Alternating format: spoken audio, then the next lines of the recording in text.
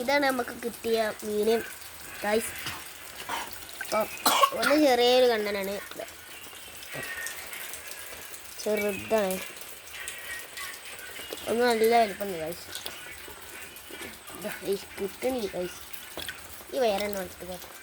ഇപ്പനുണ്ട് ഇവിടെ. ഇപ്പനാണ് സൈസ് രസമാണ് ഗൈസ്. എനിക്ക് തരാം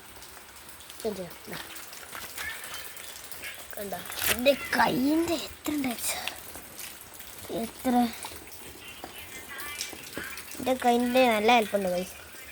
ഇതൊരു സാധനം നാടൻ വരാറാണ്. അതിൽ കിട്ടുകയാണ്.